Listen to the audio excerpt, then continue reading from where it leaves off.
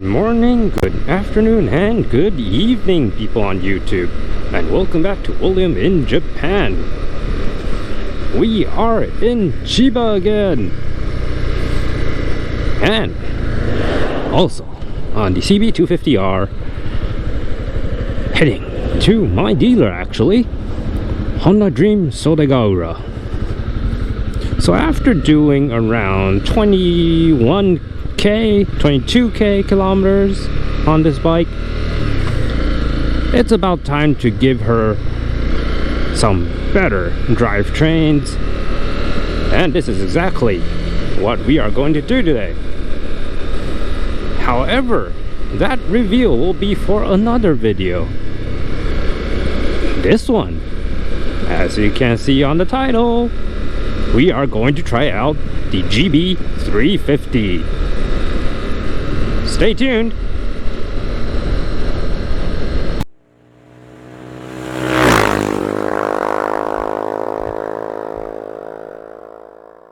Are outside my dealer, Honda Dream Sodegaura, and here she is, the GB350S. So, what is this bike? So basically it is the CB350 Highness from Honda India and Honda Japan. So they didn't import the bike directly.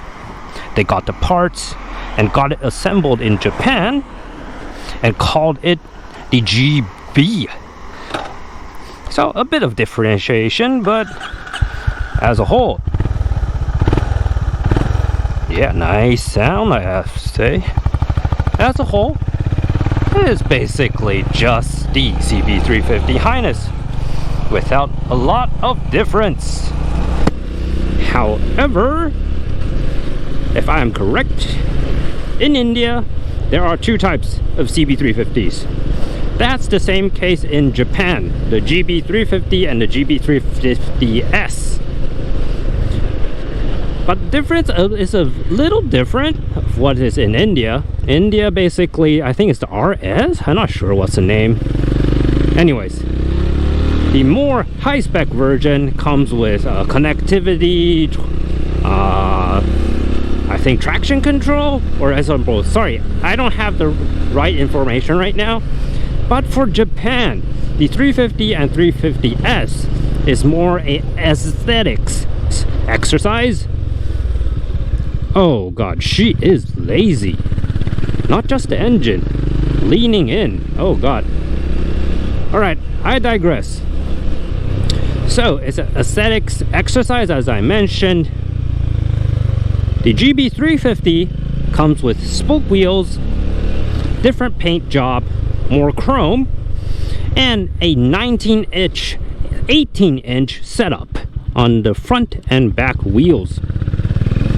And as of the GB350S we are on right now, it comes with a 1917 setup, so a bit smaller wheel on the back, and that's about it. A bit more blackout stuff, less chrome, same engine, same brakes, same gearbox. So yeah, not much of a difference, if I may. And speaking of the engine, it is a air-cooled 350cc, as you may expect. And god, she is lazy when picking up her RPMs. But that's the good thing.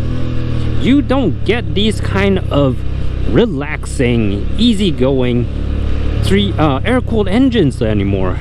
Everything is at least oil-cooled, and of course liquid-cooled for the majority. And thanks to that air-cooled engine, listen to this. Really nice thumping sounds. Heavy and deep. It definitely does not sound like a 350cc engine.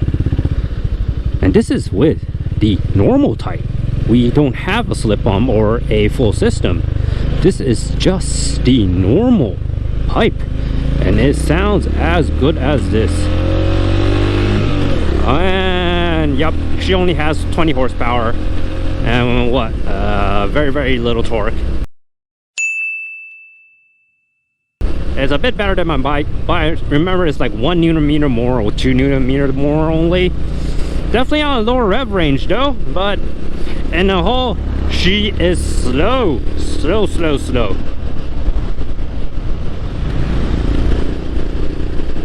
Other than that, she picks up her, after she picks up her speed around 80 kilometers we are doing right now, it's easy to keep it there.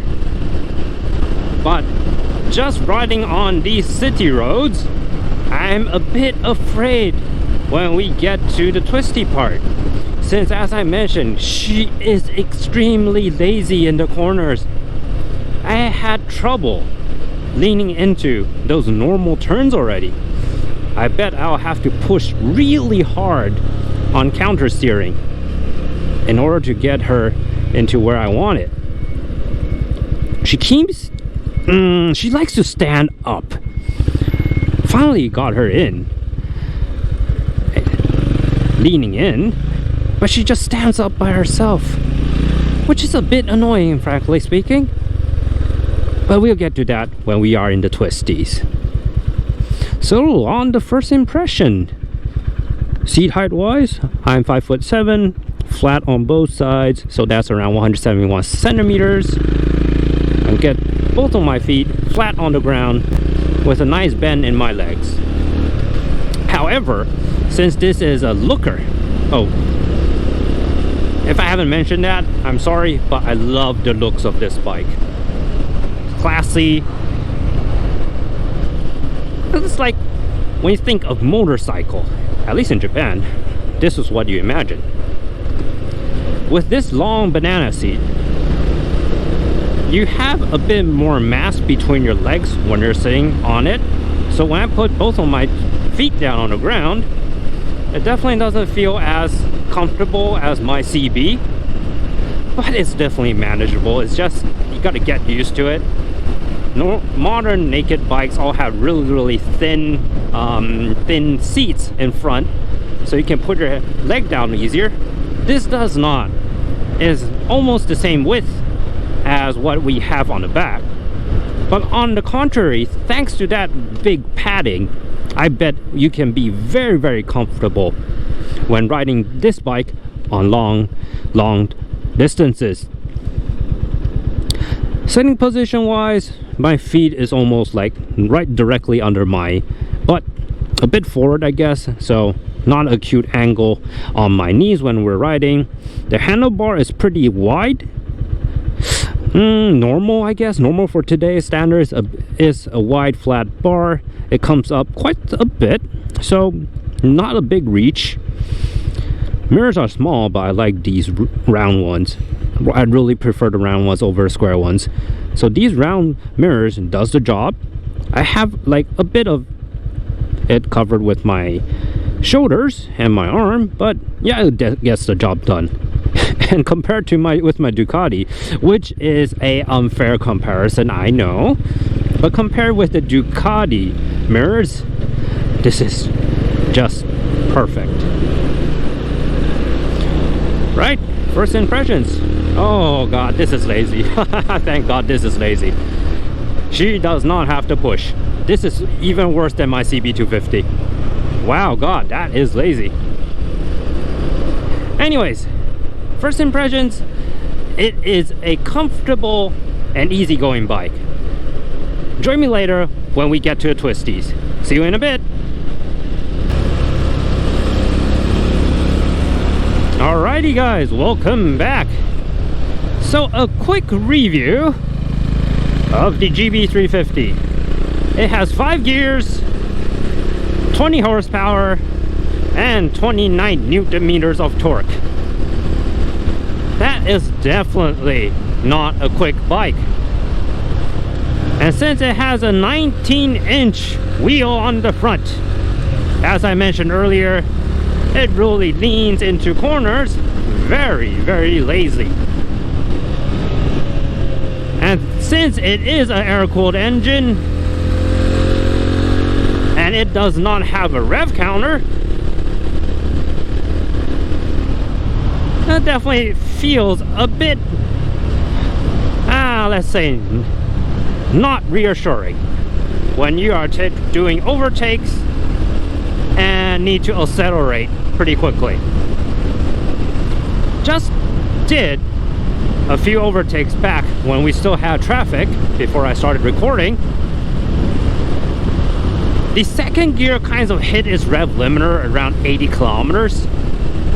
Usually that is enough, but when you're trying to overtake a car in a short distance, I definitely hope I can accelerate a bit more.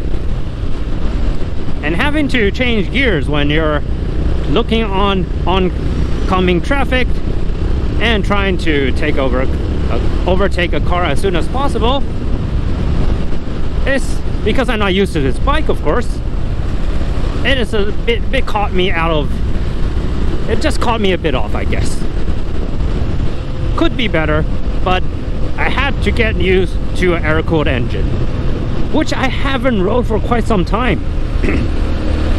My old bike, the Honda CB350S, which is I think only available in Japan, was an air-cooled bike, and it did the job. I got used to that bike pretty well. It is also a 5-gear bike, so back then I definitely wouldn't have a problem when I switched to this bike. However, after riding the Ducati and the CB350S, definitely feels a bit different with these kind of engines. Yes, the torque is nice, but it runs out of breath really soon. So when you're expecting, okay, I'm going to ring this guy out and overtake or accelerate onto a highway, it just isn't there.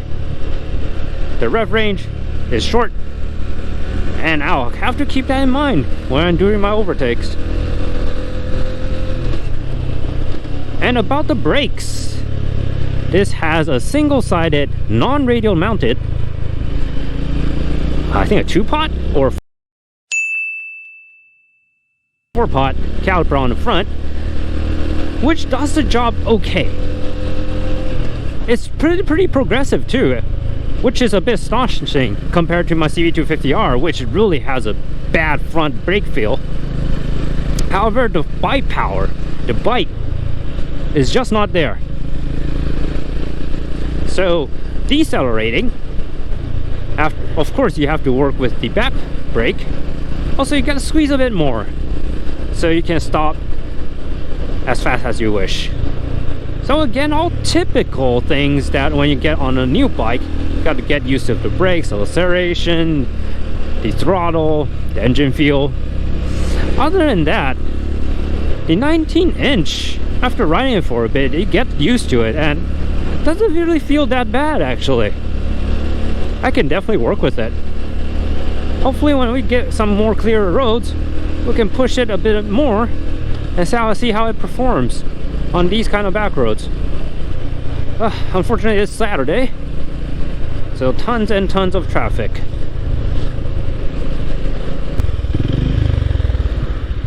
Oh yeah, I forgot to mention one thing. When you're blipping this engine, especially since it's an air-cooled one, it revs up really slow. So in order to blip and match your revs, you gotta put quite a lot of throttle compared to my other bikes. Well, the only other bike that needs to blip, basically. So yeah, another cool thing due to this air-cooled engine. Another thing we should get used to in order to ride this bike better.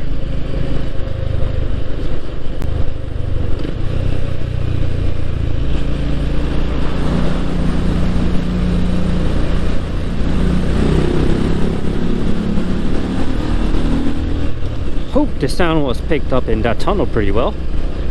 This bike, other than the looks, the sound is great, I have to say.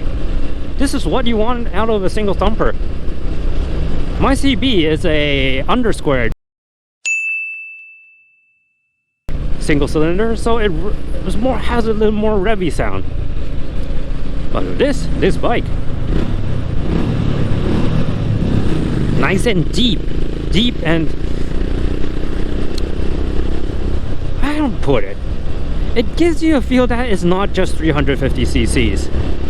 A long stroke engine with a single cylinder definitely gives it more character than my CB. But performance wise, I guess it's something you just have to give up in order to enjoy these kind of bikes. But of course they are not sport bikes, so it doesn't matter, I guess. Of course it makes a great city bike, since, as I mentioned, the ergonomics are great. I feel very comfortable sitting on here. The seat is nice and padded, and it's really long too, so if you want to carry a passenger, like, that's the biggest problem I have with the CB and the Super Sport. I cannot carry my wife along for very long. When you go out riding, I usually have to get another rental bike, since the seats for my bikes that I've owned really does not suit for 2-up riding. Why not? Let's go left.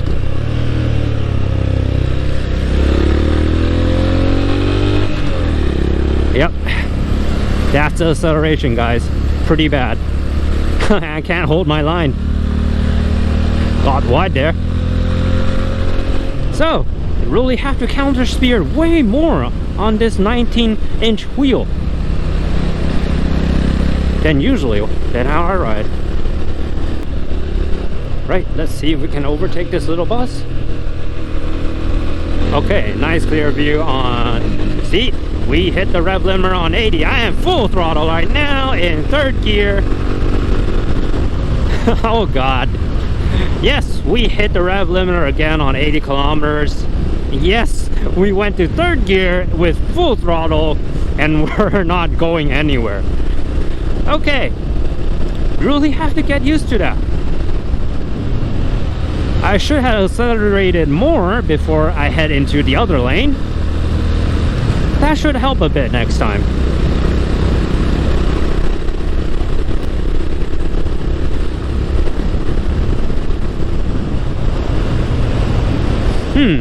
Blipping 4th to 3rd definitely doesn't feel really weird.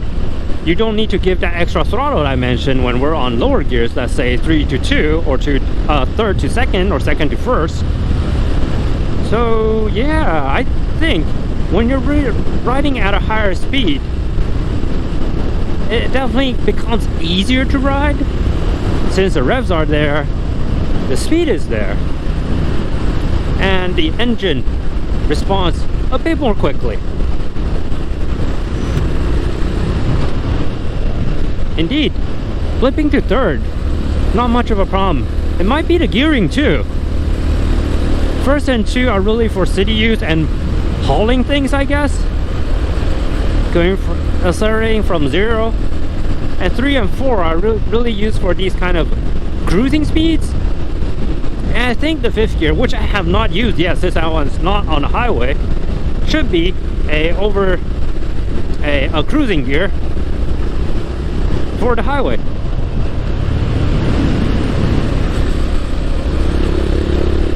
Yeah, if you can lean this bike into where you want it, it definitely can keep the line as you wish. But the hard part is always getting it to lean in. If you don't lean in enough, it'll throw you out wide. Nevertheless, I'll say this is a fun bike. Adequate torque for the city use, and I bet it has great economy. But if you're looking for a sport bike and a commuter in one, yeah, I will actually recommend the CB300R outside of Japan and the CB250R inside Japan. It suits a more multiple role better.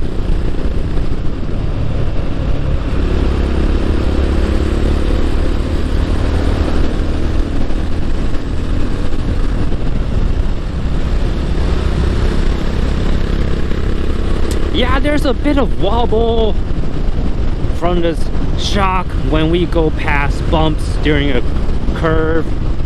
Since I'm not leaning over that much, it's not a problem.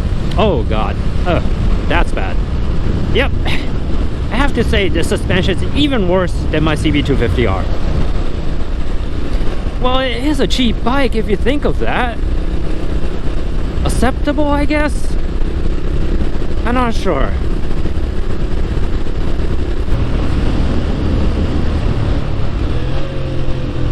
Oh, we are here at our destination actually. Great. Okay guys, let's wrap it up. How is the GB350S?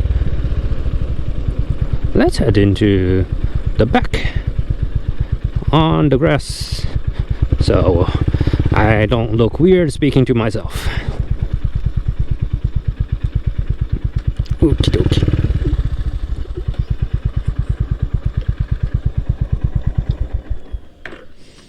Right? Will it sink in? No, it will not. Okay then. Righty guys. So what are my final thoughts? Will I buy this bike? No, I don't think I will. The CB250R does the job way better, and it is not as comfortable. Now, let's say it's both uncomfortable. It does not provide a plus on the comfort side, and engine performance just isn't there. And I really am not used to that 19-inch front wheel too. Maybe that's the reason. So anyways, this has been William, and my first impression of the GB350S. Hope you enjoyed, and see you next time. Bye bye.